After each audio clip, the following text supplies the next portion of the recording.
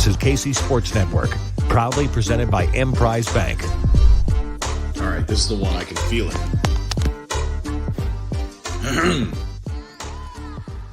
Podcast. The first and the best Chiefs podcast. Real ones know the show is called Amateur Hour. The Amateur Hour podcast is now airing on KC Sports Network. Ryan Scott Hall and his Dirkness are back again. We've got football, friendship, and fun. All these shows, we're still number one, season 12. Oh, wow, here it comes. Welcome, my friends, to Amateur Hour podcast. Man, I can't hit that note right. Podcast! Is that right? Well. Don't worry, nobody's listening anyway. What is this, amateur hour? Yeah, I ain't no Superman businessman like you.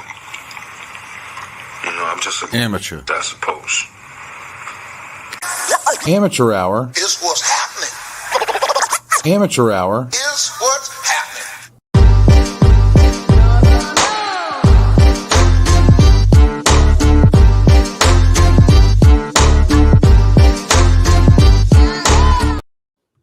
Yeah, that's right, folks. The show is called Amateur Hour. I'm Ryan Scott Hall.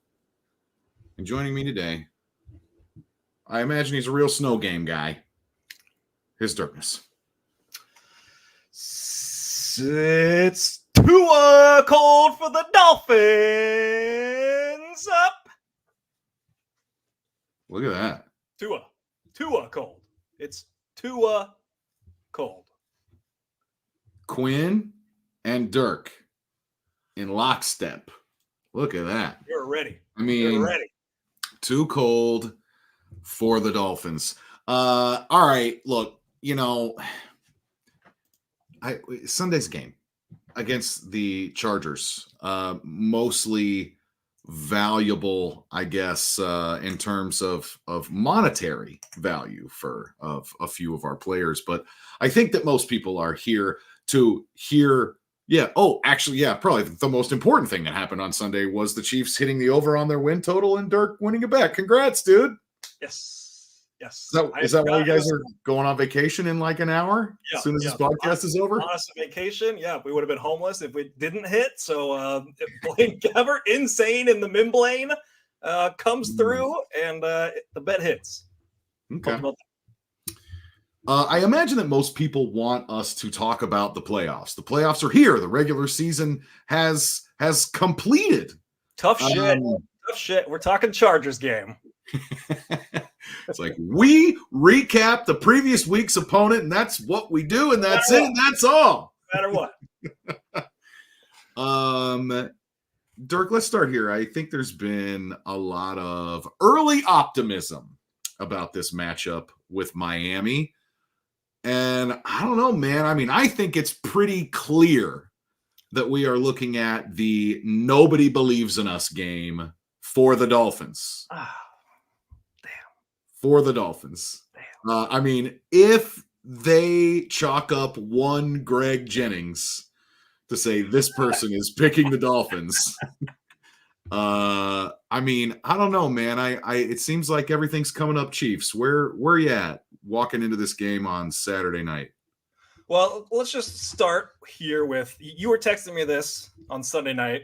You had actually texted me like right after I finished Bills-Dolphins game. And you're like, lots of early optimism about the Chiefs. And I was still super bummed that the Bills had won because that game was going so perfectly. The perfect scenario was the Bills looking better, but the Dolphins winning. So then next week, the Bills could go in there, the Bills could win that game. We'd get the Steelers coming to Arrowhead. We'd get a really good chance of hosting the divisional game. And we'd even have a decent chance of hosting the AFC Championship, you know, if Buffalo and Baltimore, the two, best teams in the AFC, stayed on the other side. They would have played in the divisional round. And, we would have played Houston or Cleveland, yada, yada, yada.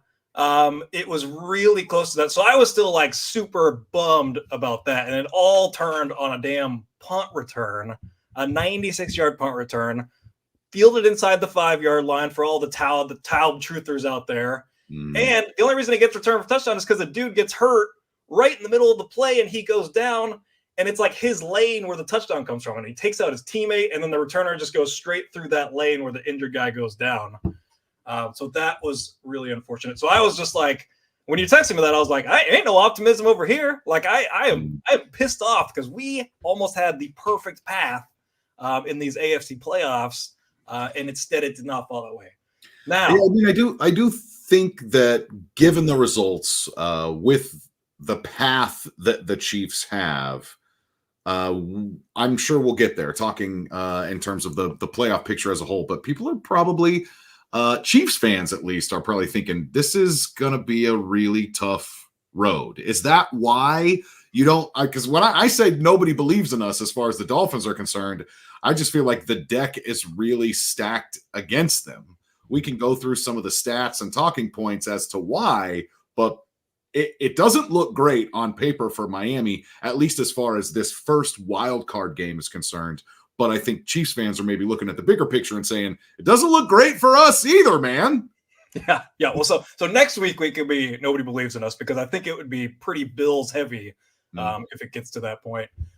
So yeah, I kind of saw this on Monday, waking up and perusing the old Twitter, seeing what was going on, and it was a lot of shoveling dirt on the Miami Dolphins. So I kind of got that vibe as well. Nobody really giving them a chance, putting them for dead. The reasons, you kind of laid them out. Once you lay out the reasons, the signs that are pointing towards the Chiefs having the advantage in this game on Sunday. So the ones that start to really jump off the screen, really not even necessarily having to look specifically at this game. The first thing that I think has been a talking point for Miami all year long, and has really almost even like kind of gotten worse and built up pressure over time, is their record against good teams. Basically like teams with a winning record or teams that qualified for the playoffs. I want to say the stat for them against good teams is that they went 1-7 against teams with a winning record. Is that right? I had 1-5 in my mind, but you're on the right path. I mean, they basically had the win over the Cowboys at home, and none of their other real wins of the season really moved the needle. I mean, they might have had a winning record at the time they played or something, but only win over, I think, a team with a winning record that finished that way is the Dallas Cowboys. Everything else is a loss. But yeah, that's kind of been the story of them the last couple years. Really good against bad teams, but kind of paper tigers don't show up when it comes to playing good playoff teams. I'm scrolling trying to find it because I'm pretty sure that I saw somebody said that the Chiefs went like 1-4 or 1-5 against the playoff field as well. Yes. So that Jacksonville ended up not making it. I think they had another quality win in there that ended up not making it. So yeah, the Chiefs' record against playoff opponents ends up not being very good as well. But I mean, at any rate, both teams not good against playoff teams. But then you start looking at like some of the more micro stuff specific to this weekend at Arrowhead, the Dolphins in the cold. I think the Dolphins have one win in games where the starting temperature was below 50 degrees or something. I mean, so the stats are Tua, he's 1-7 under 50 degrees. I'll look a little bit closer. He's 0-6 under 40 and under 45 degrees in his NFL career. Okay. He's playing in the SEC. So late season games would all be, in warm weather. He grew up in Hawaii, not getting cold there. So he basically just doesn't really have any success on his record in cold weather games. The Dolphins as a franchise have lost their last 10 games under 40 degrees. So it's just not in their DNA to, win in these games. And, we're going to break this game down for an hour here. And it might just be as simple as, on Saturday night, Miami couldn't handle the cold weather. It might just be as simple as that. Because, man, it's like kind of chilly here in LA, and it's like 50 degrees, gets into the 40s at night. And I'm like, man, it's pretty cold. Like, but 0 degrees or 5 degrees or whatever it's supposed to be, that sounds fucking freezing. So I was like, man, I wonder if it gets like this in Miami, if that's what it is right now. The high in Miami today was 79. It doesn't get cold in Miami. So did you? Have you seen what's happening here right now? We didn't have school today because of a big snow that came in last night. We got 9 inches. Can relate. Welcome to Amateur Hour. So we just got 9 inches here in the like Belton Grandview area where I live. No school tomorrow either because it was like heavy slushy snow, right? But then it's like now the temperature is going to drop tonight. And so it's just going to be like a sheet of ice everywhere. We're going to have 1 day above freezing for like the next 12 days is what they're calling for. Got like the Arctic winter blast coming in, and we're supposed to get more snow on Friday. And then I don't think it's supposed to be above 20 degrees for like 8 straight days or something. The weather here is not good. Now I've seen people reference the Dolphins playing in Buffalo and like, you know, they didn't look that bad, so on and so forth. But Tua in the cold and Dolphins in the cold, both of those things appear to be coming up Chiefs. It's just really hard. I mean, if you live in 80-degree weather, to put yourself in 0 degree, I can attest to this. I lived in Kansas City for a long time. I enjoyed the cold weather. I could handle it. I didn't mind going to games in 0-degree weather. I have come to California and personally gotten soft. Going back into cold weather right now is very difficult. Your bones aren't used to it.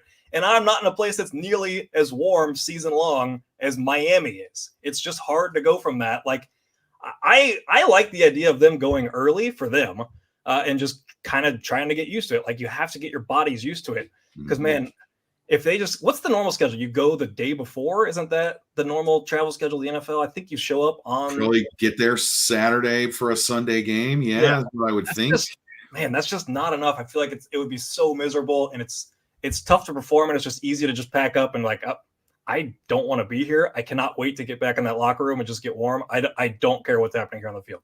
So that's in the realm of possibilities that this game's just going to be too cold for the Dolphins.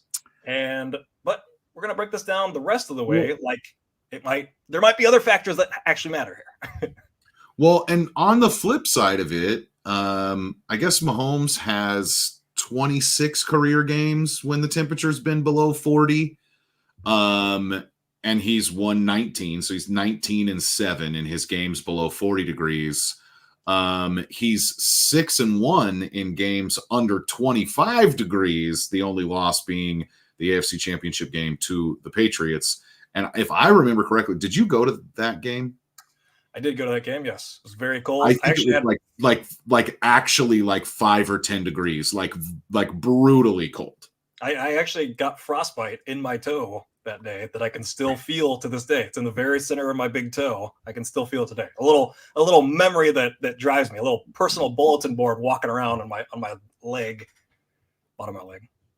Yeah, I do see. I've got the actual stat. Dolphins were 1-5, and they were -91 in point differential against playoff teams this year. Going back to that first one, the Chiefs were 1-4 against the playoff field. Their only win being against the Dolphins in Germany, a game that took a defensive score in order for them to actually be able to pull that game out. They needed a defensive score to pull out that game on Sunday too. Look at that. Other things stacking up in the Chiefs' favor. I think that the Chiefs finally, after 6 out of the last 7 weeks of being in negative rest, I considered this a rest week for the Chiefs. Mostly. I know they played a game, and I know that some starters, including Chris Jones and the snap count, and everybody's freaking out. But I know that not everybody rested. It wasn't a true bye week, but I definitely think that it was for the guys that really mattered, a physical bye week, and for pretty much everybody, a mental bye week, except for maybe Blaine and McCall and Cam Jones. And I actually kind of liked the bye that we got more than like what Baltimore and San Francisco got, because they are facing the old rest versus rust where there's no great answer. You already have a bye week in the playoffs and your last week doesn't matter. So now you're looking at 3 weeks in between games. I actually like our little mini bye week more than what they got. long term speaking. So I'm happy with how that kind of played out, the bye week specifically. And then you had Miami playing a brutal game on Sunday night with kind of their lives on the line. Like they're still here, but their path got way tougher with losing that game. And losing guys to injury to add to the long list of injuries, which why don't we go start touching on all the guys they've lost here after this first break. Thanks for listening to KC Sports Network. Make sure you download our new app. Find it on the App Store or Google Play. Just search KC Sports Network. All right, so throughout this season, we've been telling you guys a little bit about the boys and girls clubs of Greater Kansas City, and we've been trying to get you interested in their basketball league. Look, they're supposed to tip off their first games this Saturday. Not sure if that's actually going to transpire or not. Should we break some news? Should we give like some they're postponing the start of the season, maybe? I'm thinking that with the weather and also competing with the wild card game and Tyreek Hill and everything else, that perhaps they won't be tipping off on January 13th, but registration is open. It's a great introductory experience for any young person that's trying to develop their hoop skills. All the games are played on Saturdays, and the postseason tournament, the actual championship games, are going to be held downtown at the CBE, that nationally recognized college basketball experience. Get in while you still can. Register your child today. You just check the link in the show notes, or you can visit helpkckids.org. Want to share your love by coaching local youth? Our partner is this year, Boys and Girls Club of Greater Kansas City. Need your help today.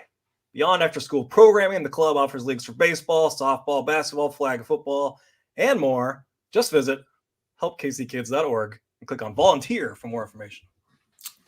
You know what's funny? I am looking at our private chat with producer Nick. And he says here, I went to Raiders Chiefs on Thursday night in the middle of December, like 5 years ago, and it was literally 2 degrees, and I thought I was going to die. And that was the night, ladies and gentlemen. What section he was in? Was he in our section? That was the night that it was too cold for the Raiders, and Too Cold was born. What a fun memory being out there. Honestly, I think the only downside, if my memory serves, that is the game that DJ popped his Achilles in, like late that game. Or maybe it was like kind of happening before, and it was the first game without DJ. There's something going on in there. And the chanting of Tyreek's name when he's back for the punt, and then he ends up actually taking one back for a touchdown. I think they had to re-punt too. Then they punted, something happened, and they had to re-punt, and it's just like I believe it was Marquette King. It was like the back and forth. He was talking shit. He was talking shit before the week, like I'm not going to punt to him, or he's not that good a punter, or something like that. Mm-hmm. Then it's his low punt and then his missed tackle that leads to Tyreek Hill, this week's opponent, busting that touchdown that night. Lots of full circles here. Yeah, absolutely. So before the break, we're kind of going through this list of things that seem like they're all coming up Chiefs, that this might be very much a nobody believes in us game. No one except for Greg Jennings that I have seen on the internet and Dolphins fans think that the Dolphins have a shot. And it's because they've got a terrible record against good teams. They're bad in cold weather. Tua's bad in cold weather. They are kind of on a short week. The Chiefs rested some starters. I don't know. Let's say the Dolphins, because they needed that game. Like the Dolphins didn't choose to rest Mostert and Waddle in that game. Like if it were a playoff game, they would have gone. That was a playoff game. They would have had the 2 seed. They would have. I mean, I don't know. Do you think that they held them out, even though they didn't totally need to? Yeah, from the sounds of it, they would have gone if. Okay. But because I said like high risk for re-injury, so like you kind of gut it out, but there's a pretty good chance that like they might rupture this and make it more serious. If everything's on the line, you probably kind of go for it. But with playing next week, no matter what, I think it was they've kind of made the decision to not go. But yeah, so Jalen Waddle, go ahead. Jalen Waddle and Raheem Mostert coming back, but injured. They already had their 2 top edge rushers out for the season. Bradley Chubb, who wreaked havoc on the Chiefs the first time they played. Yeah, he did. He looked great. And Jalen Phillips, who's a really good player. Now that's filled in by Van Ginkel, who was kind of the star of a Hard Knocks episode, if anyone's watching that. He goes out last week against the Bills. Their inside linebacker, Jerome Baker, who is their play caller.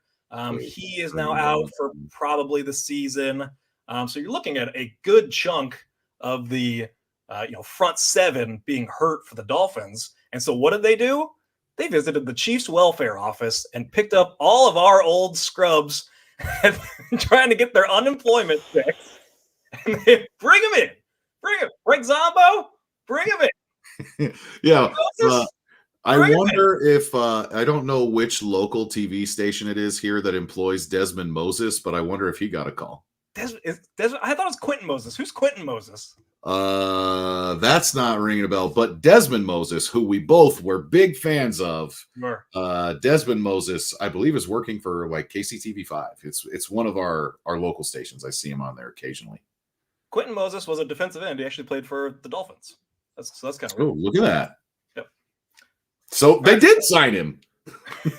Yeah, he might be there too. Who knows? They were bringing in all kinds. Didn't they bring in someone else today too? They brought in. They signed Bruce Irvin as well, and then another guy that they are putting on the practice squad, and like maybe it's just kind of seeing how the week shakes out. I mean, that Dolphins defense, man, I tell you what, like going into that game, and I think even coming out of that game, I was telling people like that Dolphins defense is very, very good, and they started the season slow. Ramsey was hurt. I think that I don't know how it actually worked out, but like Byron Jones, the guy that was incredible in Dallas and signed a big deal to come to Miami, I believe he has been out the whole season. Really, yeah, I think his signing in Miami hasn't worked out except for like 1 year of he and Xavier Howard. But it looks like Xavier Howard is not going to be able to go in this game. He's their best corner. I mean, guys, like Miami at this point, the guy that covers them for ESPN, I've kind of been following him for the last 5-6 years because I believe maybe it's just because they're in the AFC East, but for some reason I want to say that he used to cover the Bills and now he covers the Dolphins. His name's Marcel Louis-Jacques. There's quite a few tweets of his that I've retweeted onto my timeline if you don't want to try to figure out how to spell his name. But he said, like, of all the years that I have spent covering teams in the NFL, this is some of the worst injury luck I have ever seen. They lost all 3 of their top edge rushers, starting middle linebacker, starting left guard, and starting center during the season. And in this game are looking at probably being without their top corner. I don't know how it works with Ramsey. It feels like Jalen Ramsey's been playing some safety too, but what do I know? It's kind of odd because the 2 players that everybody expected to get injured is Tua and Mostert. Like those are the 2 that constantly get hurt, and those 2 have mostly survived the season. Mostert missed a couple here down the stretch, but getting 15 games or whatever they got out of Mostert is more than anyone should expect at this point. He's really good if he can go. But yeah, that defense, it never, I don't think it ever really hit their potential. They had a hot streak in there, but I'm looking at it's Raiders, Jets, Commanders, Jets again. Like they had some good totals there in the middle, but with how much talent they have, like think of all those players that they lost, those players sitting behind them. They just, every level on their defense, they have really good players. And then they added Vic Fangio as their D coordinator. So that's why before the season, I was like, man, the Dolphins, they're going to take off. Like if they can stay healthy on offense, like this defense is super talented. Their offense, we know that works. So I had my eye on them before the season. And even up until these last couple of games when their edge rushers started going down, I was kind of like, I think the Dolphins are the team that I fear in the AFC and no one's kind of talking about them. But those injuries, man, those add up and that makes it really difficult. So that's the benefit right there of the Chiefs getting, not having to play a lot of their guys last week and Miami having to play a lot of their guys. And this is kind of what happened. So I was looking at one thing that was interesting. Waddle, he's going to be there.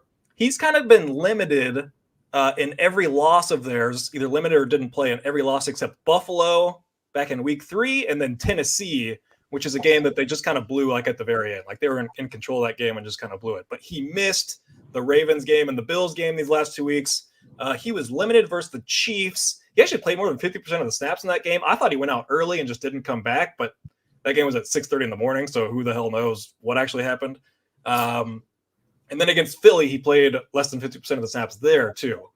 So I do think it's a different offense when Jalen Waddle is active and healthy. We'll see if he's even anywhere close to 100% or just kind of gutting it out this week. But without him, like it's kind of just like it's Tyreek, and then no one else really scares you out there. Like Barrios is okay, Cedric Wilson is okay, but no one that you're really keeping your eye on. No one, Dalton Smythe. No other weapons is really scaring you too much, so you can really put that attention towards Tyreek. But I think Waddle being back kind of opens up a lot for them in this game if he's truly healthy. I want to agree with you. Tyreek had 7 for 82 in this game, and the next leading receiver was their tight end with 3 catches for 30 yards. They Chiefs or no against the Bills, like just on Sunday night. It really looked like they had Tyreek and nothing else on offense, apart from Achane, I guess. And what I find really interesting, I was flipping through, just kind of seeing what people were saying.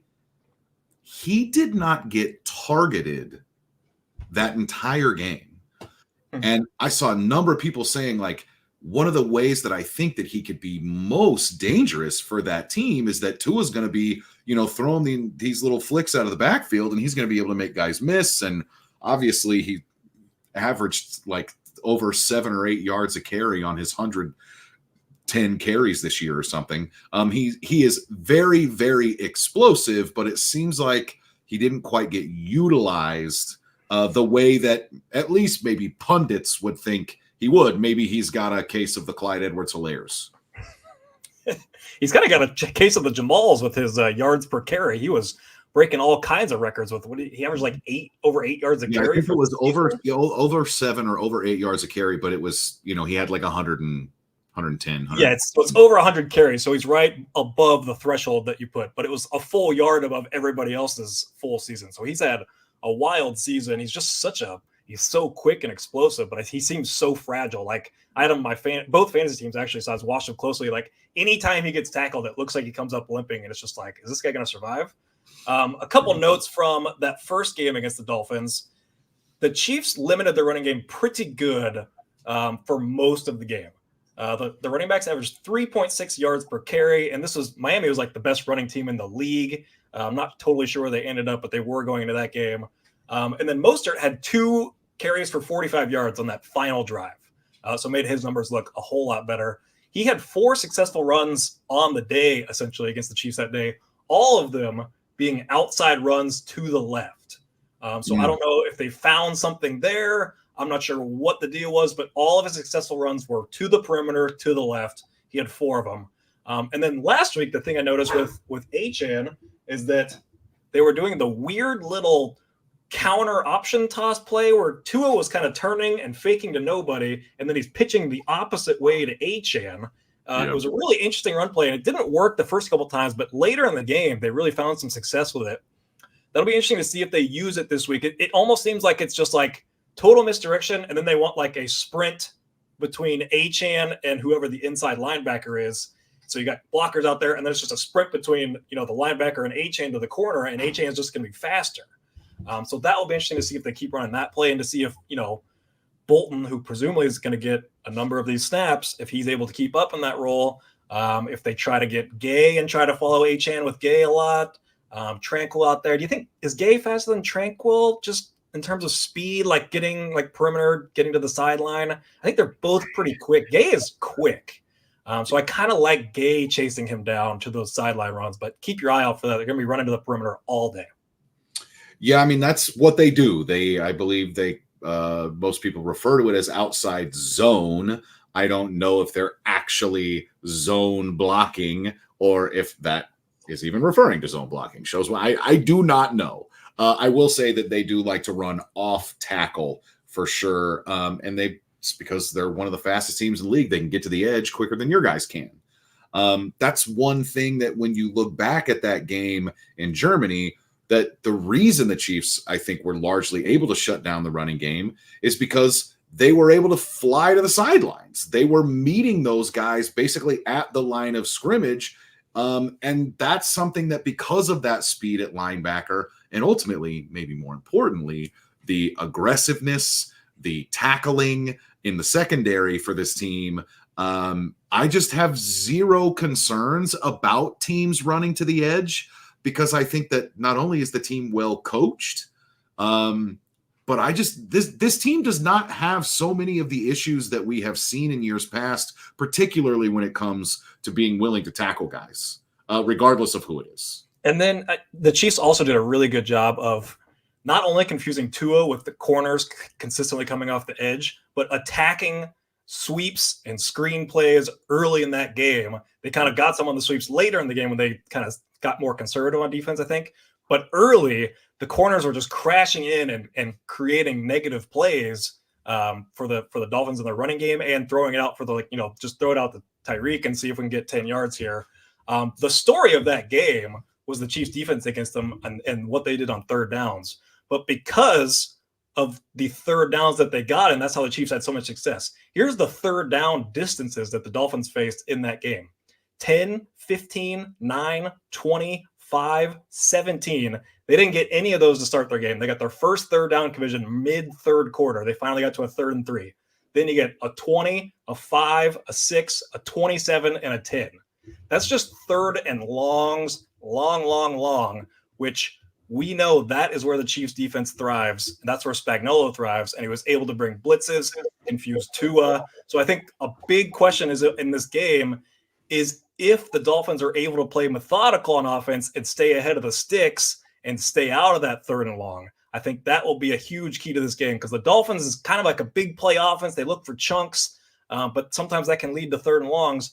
When the offenses that have had success against the Chiefs lately, especially, have been more methodical, staying ahead of the sticks, moving the ball down the field 5 yards at a time, and staying in 3rd to 3, 3rd and 5s like that. I want to stay on this topic, but I also need to take a break real quick. Thanks for listening to KC Sports Network. Make sure you download our new app. Find it on the App Store or Google Play. Just search KC Sports Network. Well, folks, it's playoff time, and DraftKings Sportsbook, an official sports betting partner of the NFL playoffs and of KCSN, is bringing you an offer that'll help make these playoffs electrifying. New customers can bet $5 on any game and get $200 instantly in bonus bets. Now, all you got to do, download that DraftKings Sportsbook app now. Use the code KCSN. New customers can bet $5, get $200 instantly in bonus bets only on DraftKings Sportsbook with code KCSN. The crown is yours.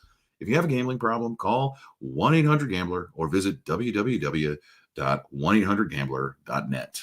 In New York, you can call 877-8-HOPE-NY or text HOPE-NY. In Connecticut, help is available for problem gambling. Call 888-789-7777 or visit ccpg.org. Please play responsibly. On behalf of Boot Hill Casino and Resort in Kansas, 21 plus, age varies by jurisdiction, void in Ontario. Bonus bets expire 168 hours after issuance. See dkng.com/football for eligibility and deposit restrictions, terms, and responsible gaming resources. So Dirk, you're kind of talking about here this idea that in that first game in Germany, it's like Spags being so aggressive, getting them in these 3rd and longs. And a lot of it, I think, is the idea there is to interrupt the timing. Am I wrong? Like it's that this Dolphins offense is so much about Tua finding the right guy in the right place and getting the ball out of his hands into the speed that they have in all of these outfield players as quickly as possible. And so when you're aggressive, whether that's necessary, it doesn't necessarily have to mean that it's L'Jarius Sneed playing press and getting in their face and whatever, but getting upfield, not really letting the Dolphins, it's like they're not reading what is happening with the Dolphins so much is they're saying, we're going to do what we do instead of like trying to hope that we can zone our way into all of your spots. Am I wrong? Well, I mean, no, I think you're right there. I think the goal with Tua is to get him off of his first read. I think he's a really good quarterback if he stays in rhythm and gets in that first read. But once he gets off that, he has a real tough time because he has poor arm strength. So it's like you saw, like if he like scrambles at all, like it's really hard for him to make a play if he's running backwards at all, or trying to come across the field to like to the sideline over here.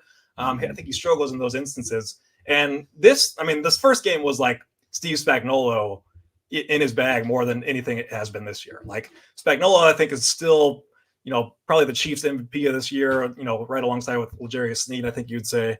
But it was him kicking Mike McDaniel's ass for 60 minutes in that game, or maybe 50 minutes because they had some success at the end. But really, it was confusing, the blocking up front, disguising those blitzes that were coming, because they had unblocked blitzers on lots of those third downs. And it's just like, okay, Tua sees the blitzer, like, okay, I got to throw this. They're sitting in the zone. They took away my first read. Okay, I got to eat it now. And like that was basically the story of the game. So negative plays to keep them in those third and longs, and then emptying the bag on those third and longs. And that's what led to just beating them up all day. If memory serves, I think that a lot of that pressure was coming from defensive backs too. I want to say that McDuffie had 2 or 3 pressures that day. Watson had a sack. Just bringing it really from like outside of that, that core in the trenches where you would normally expect to see it. What do you think is more distracting?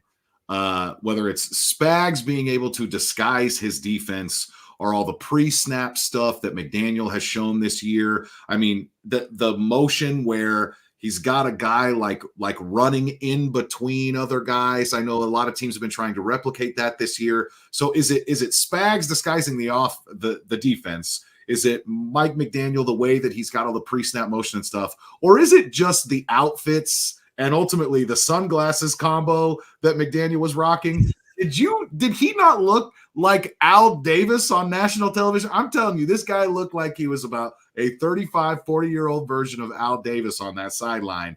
I mean, where was the dangly chain, Mike? I needed the dangly off those glasses he was rocking. I don't remember what he was wearing. But I mean, that's it. The question is if they can keep this up. McDaniel's going to be looking at this film nonstop. Okay, what did they do and how can we fix it? So the question is if, did the Chiefs show too much in that game and, the Dolphins have a counter to it now, or does Spags just have more and more saved up where, we're just going to keep sending different exotic blitzes and continue and hope that this goes the exact same way. I think the counter is for Miami to just run the ball and stay ahead of the 6, like I'm talking about. Like just don't and try your best to stay out of these situations. Don't let Spags get in his bag is the idea. But that's the game right here is McDaniel versus Spags and seeing if McDaniels can come up with a counter to what happened in that first game. Let's zoom out a little bit. I think it's time to talk about the playoffs. Time to talk about the path that the Chiefs have here. Not just looking backward at that past Dolphins game, but really trying to kind of laser in, turn the page. We're here. It's playoff time. Dirk, what are you thinking as you enter the playoffs as a Chiefs fan? Like, where's your head? Where's your heart? Yeah, so I just kind of want to set the table. We did this before last year, and I kind of had a theory that Mahomes and Andy were both looking at made men status if they can win the second ring. Like, people can kind of bag on Rodgers or maybe Breeze a little bit for only having 1 ring on their resume, but nobody's bagging on anybody that has 2 rings. It's just okay. You've arrived, you've done it. It's whatever. So I came across a stat. I was looking at Mahomes, just where he sits all time. He's got 2 Super Bowls right now, a lot of playoff success, going to AFC championships every year. I was curious, where's he rank playoff wins? Well, he's got 11 right now, but this blew my mind. This absolutely blew my mind. If the Chiefs win the Super Bowl this year, Patrick Mahomes will have the 3rd most playoff wins ever. The 3rd most in NFL history. If they win the Super Bowl this year, 4 more. He's 4 wins away from passing Aaron Rodgers, Troy Aikman, Roger Staubach, Ben Roethlisberger, Brett Favre, Peyton Manning, John Elway, and Terry Bradshaw, all at the age of 28 years old. It would put him one win behind Joe Montana for second most all time and 20 behind Tom Brady. 20 wins behind Tom Brady. Tom Brady has more than double of every other quarterback in NFL history. That's ridiculous. But that just kind of blew my mind. Like already he could be the third most of all time and one behind Joe Montana like that. That's just like, I know there's a few more playoff games now, so it's a little slanted, but to pass all of these guys, that's like, think of Peyton Manning. He's in the playoffs every single year. Like, it's just absurd that he would be in that company already at age 28. Technically, we could say that there are more games, but there's also only one team on bye. And the Chiefs have consistently gotten the bye under Mahomes, too. Don't they have 3 1 seeds out of his 5 years? Yeah, this is only the second time playing wild card weekend, I believe. Everything else has been either the 1 seed or the 2 seed when the 2 seed got the bye. So it's only 2 wild card games. Yeah, I mean, we're talking about like some low hanging fruit that Mahomes didn't get a chance at, right? Like those. If you're the 1 or the 2 seed and you don't get to play that wild card, or you've earned the right to not play that wild card weekend, but you'd be playing one of the lowest seeds, which would seemingly be an easy path to victory to be able to kind of pad those stats. Wow.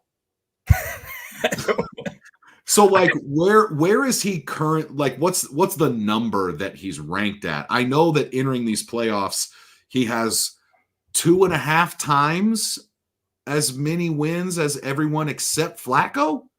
So I think he's at 4, Flacco's at 10, and Mahomes is at 11. He's at 11. Everybody else is like 1 or 2. Lamar Jackson, 1 win. A bunch of guys that haven't been there before. I think Josh has 4. Oh, Josh has 4 as well. That's right. He's 11th all time right now. Okay. And it's just it's. Could you imagine if the Chiefs were to win the Super Bowl this year, like with all of the shit that they have gone through, all of the muck, every single week, all of these mistakes, like to pull it out in this year would just be like, I can't imagine being like an NFL fan of another team and like watching this season unfold. Mahomes has his worst season. The Chiefs finally don't look invincible on offense. And yet out of nowhere comes a really good defense.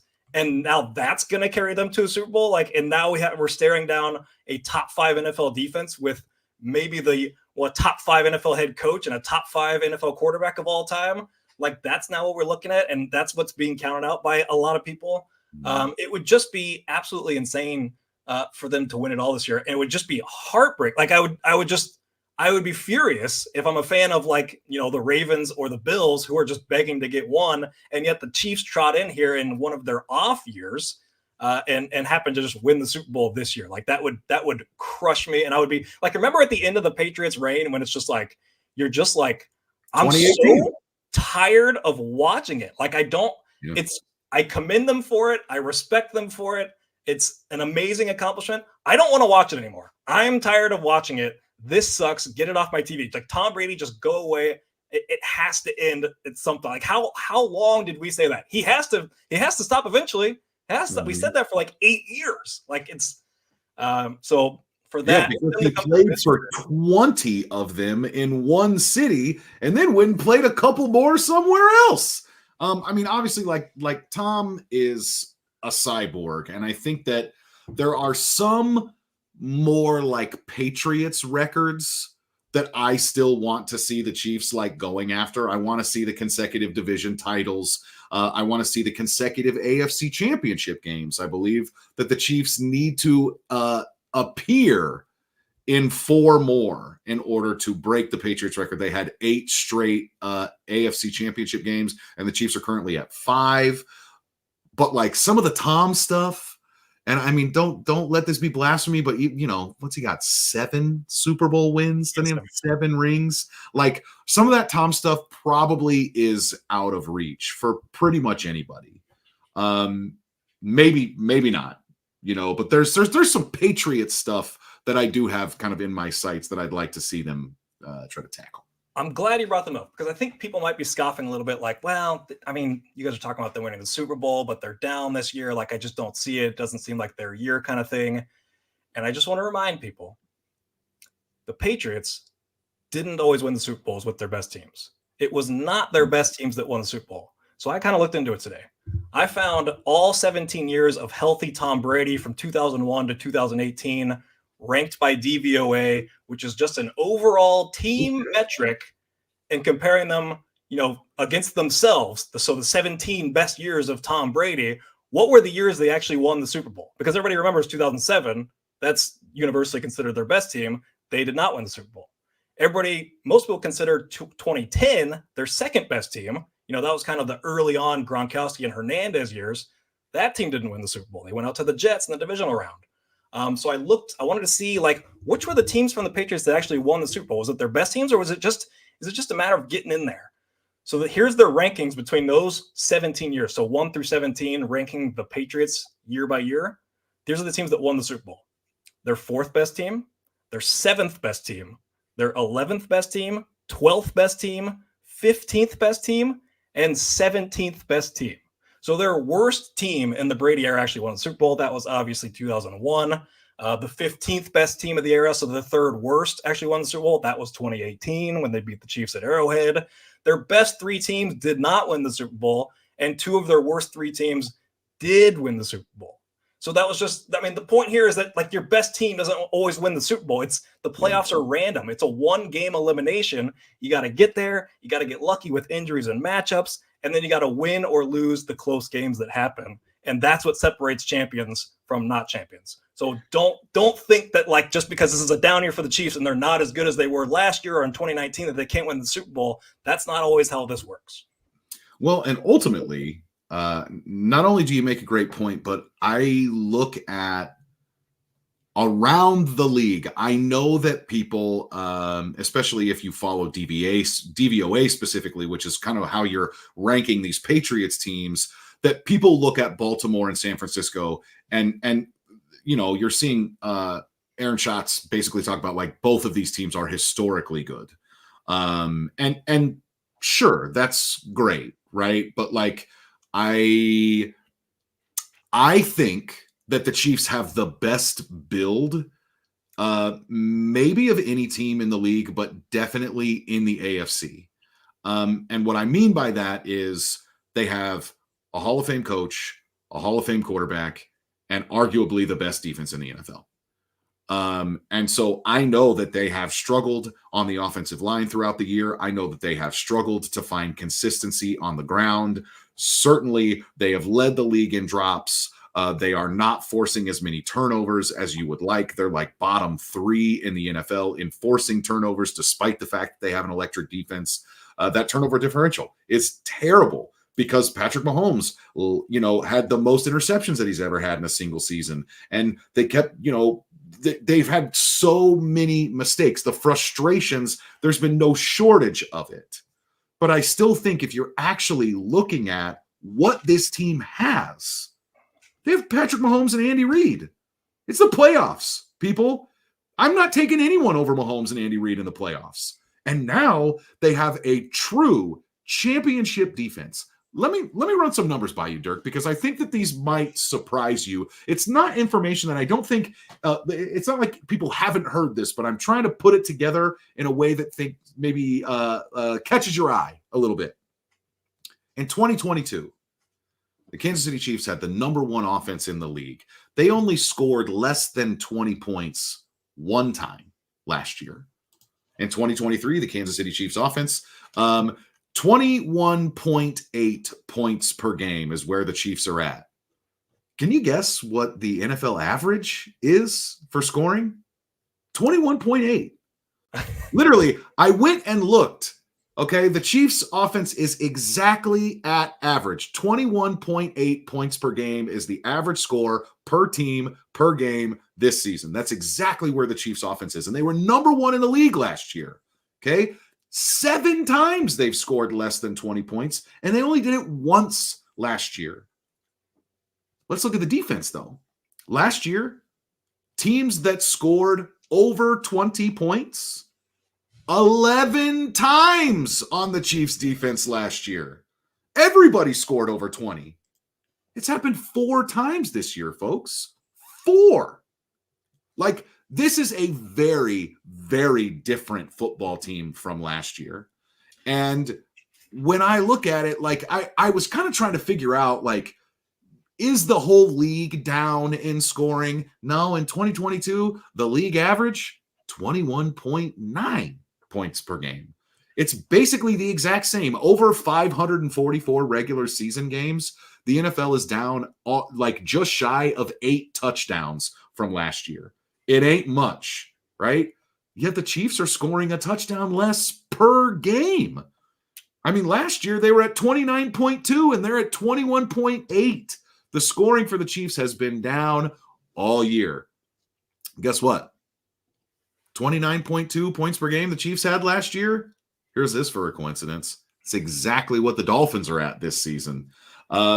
Dolphins second only to Dallas in points per game this year. They're at 29.9, so slightly higher, about a point better than what the Chiefs were at and leading the league last year.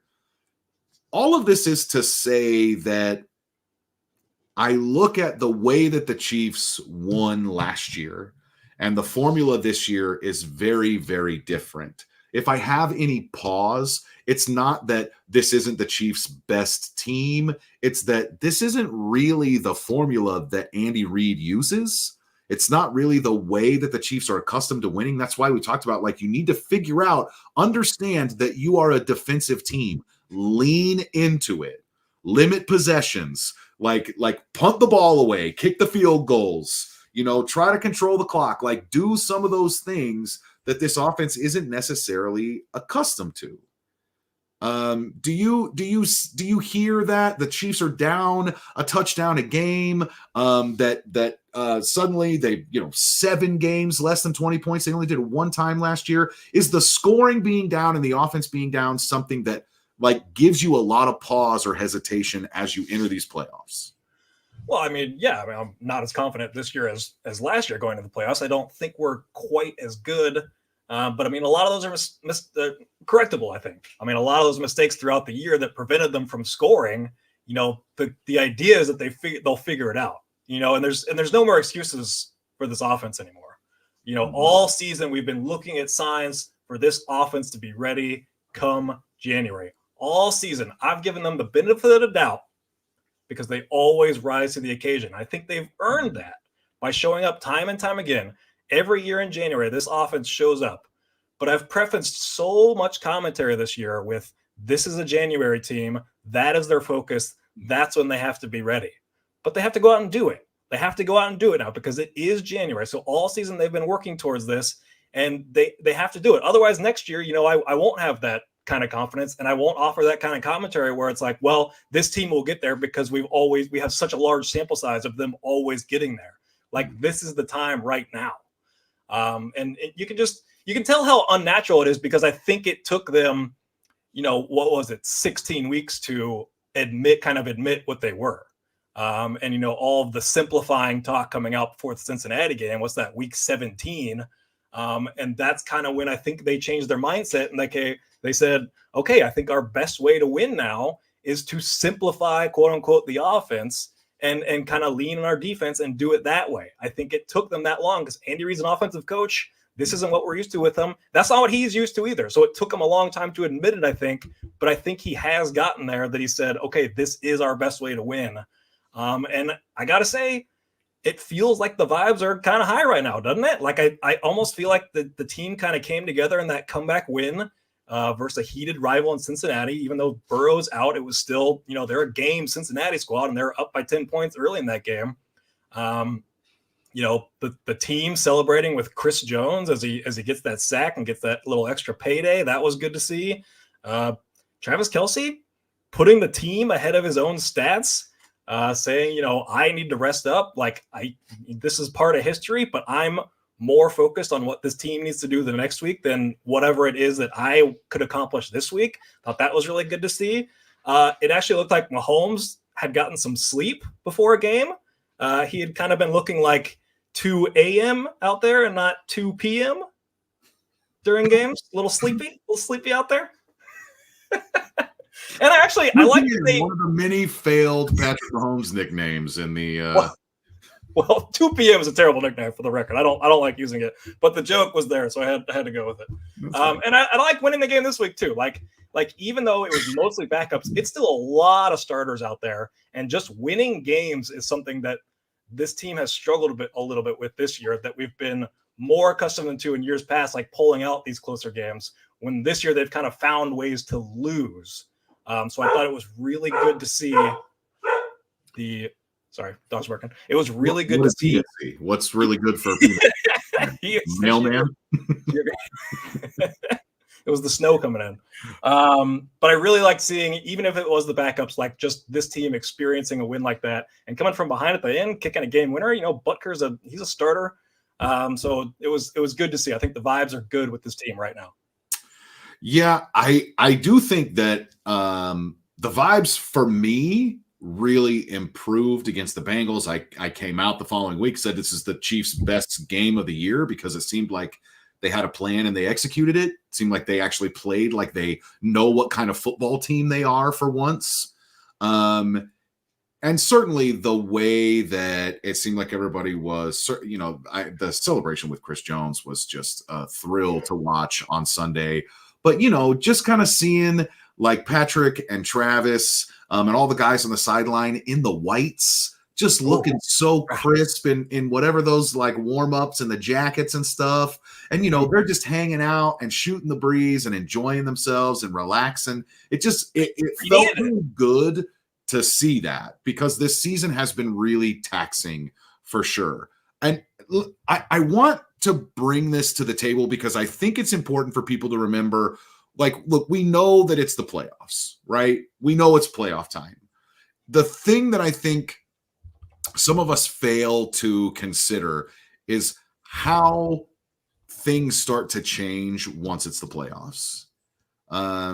And so when I look at one of the big things that the Chiefs can and almost certainly will do differently in the playoffs, particularly with the offense, because we know that that's the side of the ball that struggled this year. It's not even necessarily part of the game plan. But I'm telling you right now, Patrick Mahomes is going to run the football. I know that Andy may not be calling as many runs as we want to see. I think the Chiefs need to run the ball in order to find success this postseason.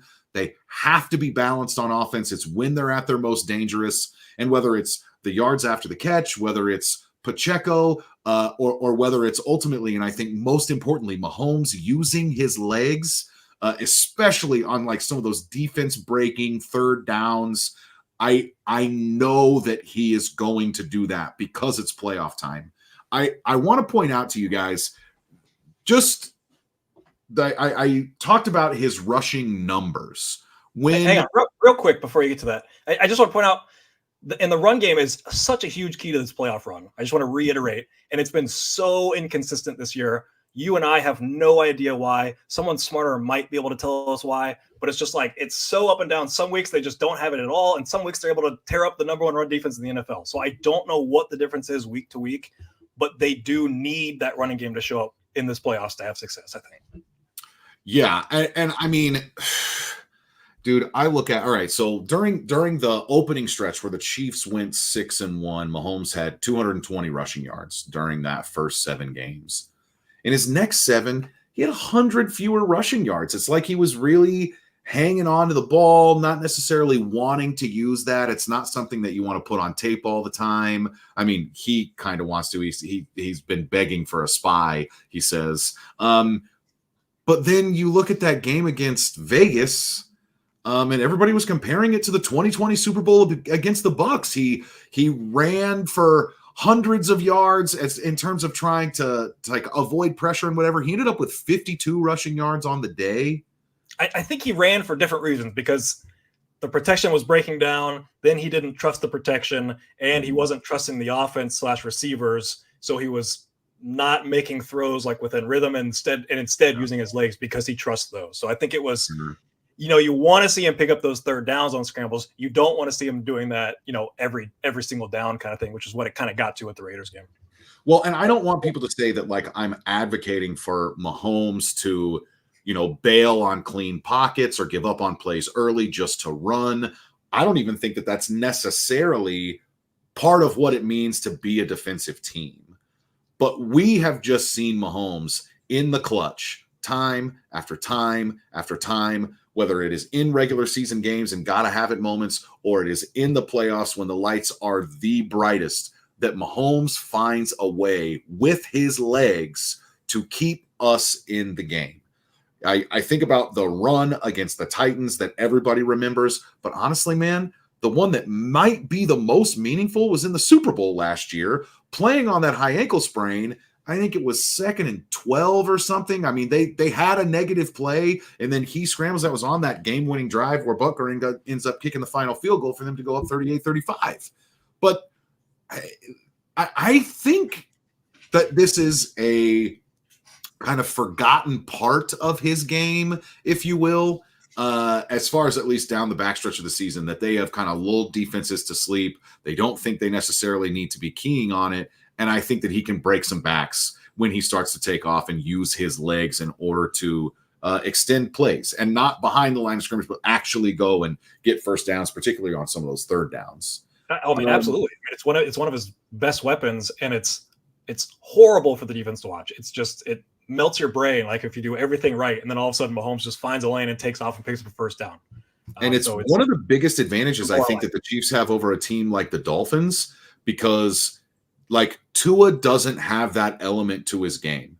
If the plan like starts to break down, like Tua is supposed to be just like the guy that is part of the machine.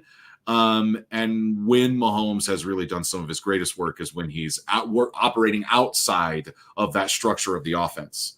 I also want to remind people before we get out of here, because I think that like the number one fear that most people have entering these playoffs is the receivers. It's the bad luck. It's dropping the ball. It's how, this offense has stalled out so many different times.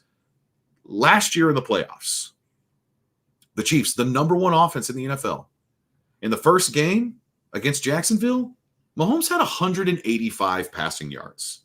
Wide receivers went 10 catches for 83 yards and a touchdown. All right, not very much. The following week against the Bengals in the AFC Championship game, he threw for 326. It's the MVS game that everybody remembers, but they were really down. They ended up having 14 catches for 168 and a touchdown, mostly on the back of Marquez Valdez-Scantling having like 125 yards that day. In the Super Bowl, 11 catches, 80 yards, the 2 like 3-yard little touchdown corn dogs. All right. Like overall in the postseason, the receivers had 35 for 331. They averaged 110 yards a game. All right. That is not very much production for a team that won the Super Bowl. Here's the part where I part of me pauses, but I think that this is attainable. Kelsey in that first game against Jacksonville had 14 catches. He was targeted 17 times against the Jags in that first game in the playoffs last year. 17 targets, 14 catches, 98 yards, 2 touchdowns. In the AFC Championship game, 7 catches on 8 targets for 78 and a touchdown. Against Philly, 6 catches for 81 and a touchdown.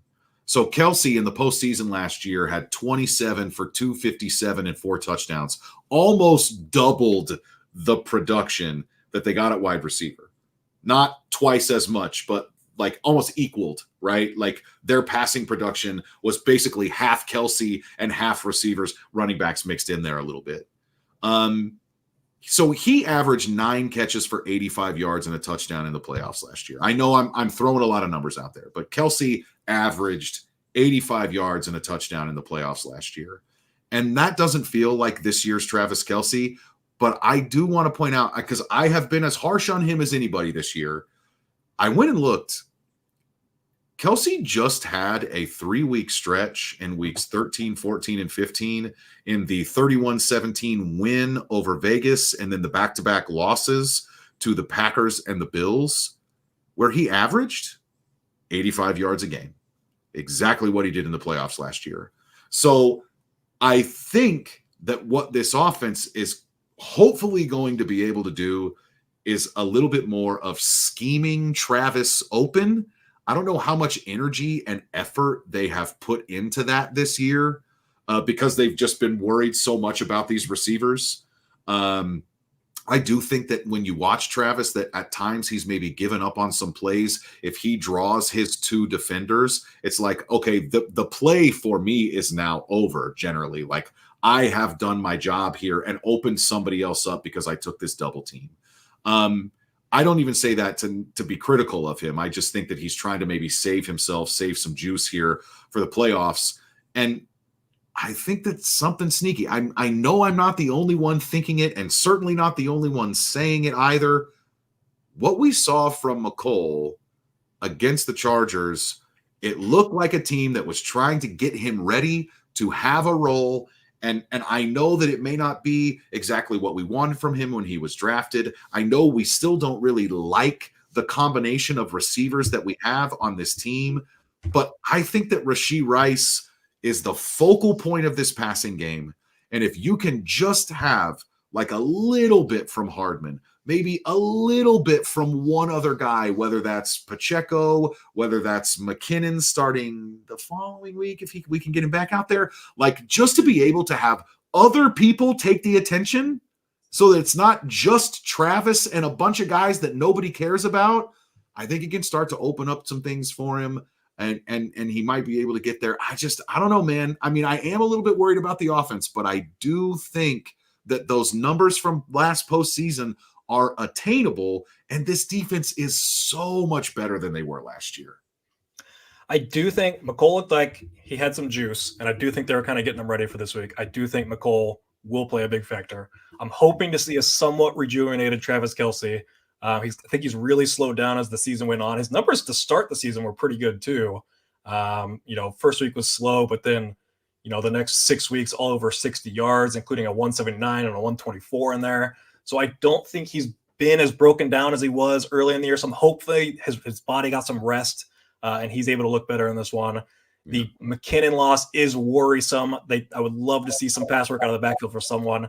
I did have a weird stat. Their leading receivers in that Week 9 game against the Dolphins: Noah Gray, Sky Moore, MVS, Jerick McKinnon, and Kadarius Toney.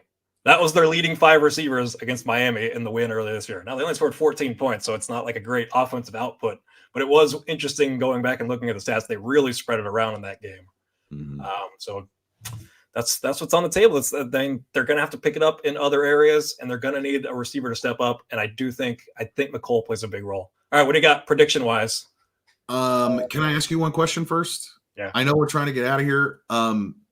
Given the injuries, do you think that Nick Allegretti is in their best 5 offensive linemen? Like what would you rather? Donovan Smith, who hasn't played for 6 weeks and is going to be playing in single-digit weather with something that he hasn't even been able to practice with this entire time, the neck, the stinger. I've seen Mitch talk about anytime that you strike somebody, it's going to be, having trouble flaring up. Like, would you rather Tooney at left tackle and Allegretti out there or something? A bad at this point Dolphins pass rush. Now it's Fangio and some veteran guys. They can play a bunch of games and stuff, but I don't know, man, maybe you just need another week, buy yourself some time for Donovan Smith and Wanya Morris and the weather and stuff to change. Maybe, I don't know. I think that might be a break the glass in an emergency kind of situation to slide Tooney out. If Donovan Smith looks terrible in the first half or something. And Wanya can't. I don't really want Wanya in there regardless. He's really struggled down the stretch. I don't want him deciding the playoff game kind of thing. Yeah. If it's Donovan Smith, I guess I'm more fine with that. But I do like the matchup with the Dolphins because I feel like their best 2 pass rushers are both on the inside. I think it's Sealer and I think it's Christian Wilkins in the inside. So I think we match up well against them with our interior going against them. And then the pass rush handling the Chiefs' welfare edge rushers of Melvin Ingram. Gordon? Melvin Ingram. Yeah. Bam, I finally got it right, and I doubted myself. I'd like to see them go 2 tight ends, and whether that's to help or just because I think that Noah Gray is as good a weapon in the passing game as a lot of those receivers. I'd like to see them go a little bit more 12 personnel on offense. I could see a lot of Noah Gray. I could see Noah Gray having a big postseason if we go on a run here. I know you want defensively. Jalen Watson is back, our boy. The PFF numbers look great down the backstretch. It's playoffs. Really hoping for Nick Bolton and Tranquil together. Stop messing around, Spags. Like there's no time left. All right, these might be the last opportunities that we get with these guys, and that is an interesting thing to me too. I don't. There's just too much to talk about, Dirk, because when Chris said this might be my last game at Arrowhead, I started thinking about all the different guys who it might be their last game at Arrowhead, and man, this team is hype. This is gonna we've maybe seen McKinnon's last game at Arrowhead, unless they end up getting to host another playoff game. But we're talking about Chris Jones. We're talking about maybe L'Jarius Sneed. We're talking about maybe Willie Gay, who's just the hype man extraordinaire. Like there are a bunch of different dudes who we're potentially saying farewell to during this last stretch here. Prediction-wise, I think the Chiefs are going to comfortably beat the Dolphins, even if the score is close. I don't know how dangerous the Dolphins are going to feel. I know that they have other players, but I think that the Chiefs are going to spend, or at least Chiefs fans maybe, we're going to spend so much time worried about what Tyreek might do that we're distracted from the fact that the Chiefs are comfortably handling that Dolphins team. I just don't think that they have enough. I think that everything is really stacked against them. And I feel very confident that the Chiefs are going to win. I don't want to put numbers to it just yet. I would kind of want to see how this week plays out, but yeah, I got the Chiefs. I have got the Chiefs. I'm rolling with the Chiefs too. I think the cold weather will play a big factor. I think it's just tough for them to come in from Miami and play in that type of weather. I think it ends with Marquez Valdez-Scantling getting a big play on our boy Eli Apple. A big play late in the game to put it away, set up, a game-clinching touchdown or a game field goal, and the Chiefs pull it out 27-17. Is Apple the one that he actually kind of got all the business with? Was he beating Eli Apple in that game last year in the AFC Championship? Well, he was a Dolphin last year too, wasn't he? Or is he just a Dolphin this year? I mean, the Eli Apple tackle on Tyreek before halftime is the big thing. Was he on the Bengals? In 2021, but I thought they got the better of him last year, and he really became the whipping boy. But I actually, you know what? I think Mike Hilton, the dude that's been their slot and everyone, he's the one that was Burrowhead. He's the one that really got roasted, I think, in the AFC Championship last year. Yeah.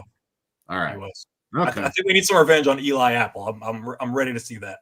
Yeah. I mean, I wonder. Yeah, actually, you know what? I now remember that when they signed Eli Apple, people were like, "Is Tyreek advocating for that? Is he this guy? Really? I don't know." All right. Well, folks, this has been Amateur Hour. I'm Ryan Scott Hall. He's his Dirkness. Justin Herbert is Phillip Rivers. And man, it's playoffs. And it's too cold. Too cold. That's good. Too cold.